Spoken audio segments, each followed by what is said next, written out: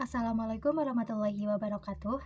Saya Fauzia Gita Cahyani dengan NIM 21082055159 dari jurusan Akuntansi Syariah semester 3 kelas D. Dalam ajaran agama Islam, aktivitas perdagangan sangat dianjurkan agar dapat memenuhi kebutuhan hidup individu maupun keluarga. Kegiatan berdagang atau jual beli merupakan sesuatu yang diperbolehkan dalam Islam, terkecuali jika ada larangan dan dalil yang melarangnya. Perkembangan teknologi yang begitu pesat saat ini membuat banyak pelaku usaha bertransaksi dengan mudah, walaupun dalam keadaan jarak jauh dan tanpa adanya batasan waktu. Kegiatan transaksi ini biasanya dilakukan dengan cara pemesanan barang. Ada beberapa akad yang berkembang dalam perdagangan, salah satunya adalah akad istisna. Akad istisna adalah akad jual beli dalam bentuk pemesanan pembuatan barang tertentu dengan kriteria dan persyaratan tertentu pula yang disepakati antara penjual dan pembeli, di mana penjual dapat menyiapkan sendiri barang pesanan dari pemesan ataupun melalui pihak lain. Pada dasarnya, dalam suatu akad atau transaksi dengan skema istisna, objek atau barang yang dipesan adalah suatu hasil karya buatan yang sengaja dibuat sesuai dengan keinginan pemesan. Pemesan mempunyai hak untuk memperoleh jaminan dari penjual atas jumlah yang telah dibayarkan dan penyerahan barang pesanan harus sesuai dengan spesifikasi serta tepat waktu.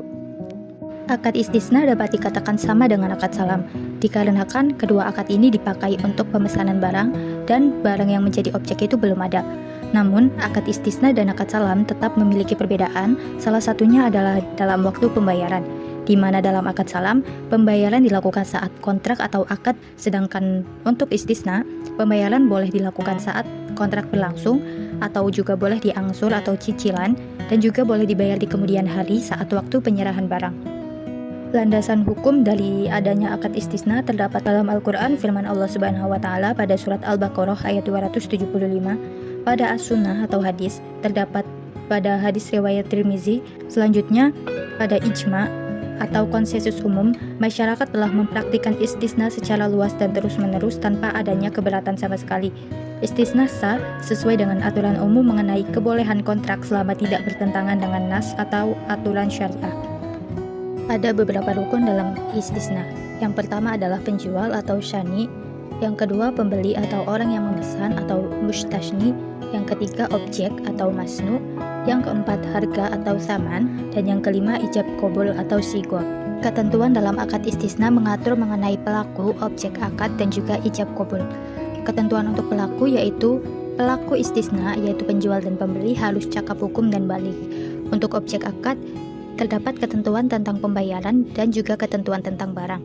Ketentuan pembayaran yang pertama, alat bayar harus diketahui jumlah dan bentuknya, baik berupa uang, barang, atau manfaat. Demikian juga cara pembayarannya. Yang kedua, harga yang telah ditetapkan dalam akad tidak boleh berubah. Yang ketiga, pembayaran dilakukan sesuai kesepakatan. Yang keempat, pembayaran tidak boleh berupa pembebasan utang. Untuk ketentuan tentang barang, yang pertama barang pesanan harus jelas spesifikasinya sehingga tidak akan menimbulkan perselisihan. Yang kedua, barang pesanan diserahkan di kemudian hari. Yang keempat, waktu dan penyerahan barang harus ditetapkan berdasarkan kesepakatan. Yang kelima, tidak boleh menukar barang kecuali dengan barang sejenis sesuai dengan kesepakatan. Yang keenam, dalam hal terdapat cacat atau barang tidak sesuai dengan saat kesepakatan, maka pemesan memiliki hak khiyar atau hak untuk memilih melanjutkan atau membatalkan akad. Dalam hal pesanan sudah dikerjakan sesuai dengan kesepakatan, maka hukumnya mengikat, tidak boleh dibatalkan, sehingga dalam hal ini penjual tidak dirugikan.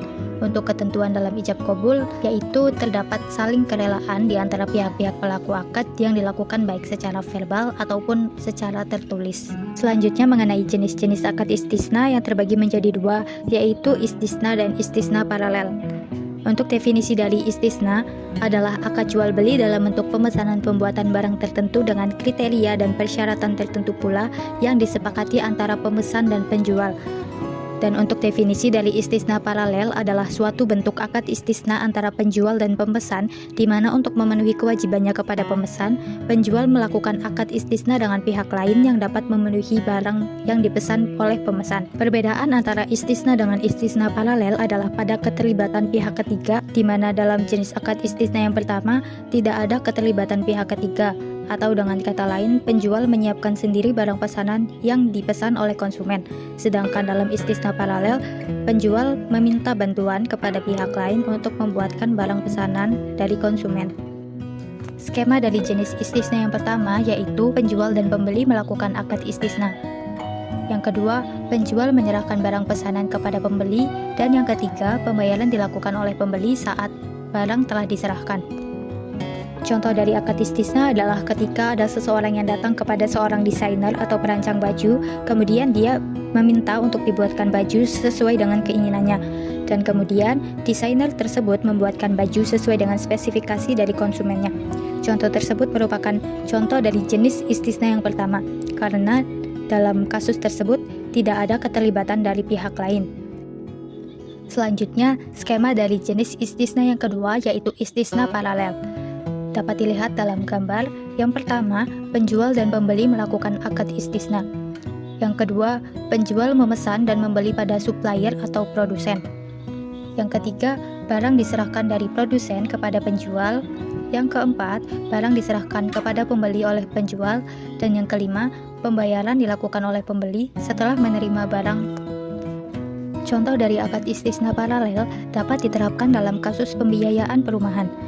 Contohnya yaitu ketika ada seorang konsumen datang untuk mengajukan pembiayaan rumah untuk membangun rumah dengan spesifikasi yang sangat rinci kepada bank. Proses selanjutnya, bank akan memesan kepada developer atau perusahaan jasa pembangun rumah untuk membangun rumah dengan spesifikasi yang diminta oleh konsumen. Kemudian, pembangunan rumah baru akan dilakukan setelah proses pemesanan dari bank selesai. Dan rumah akan dijual kepada nasabah melalui cicilan yang akan diakhiri dengan penyerahan rumah pada waktu akhir periode pembayaran. Sekian yang dapat saya jelaskan. Terima kasih. Wassalamualaikum warahmatullahi wabarakatuh.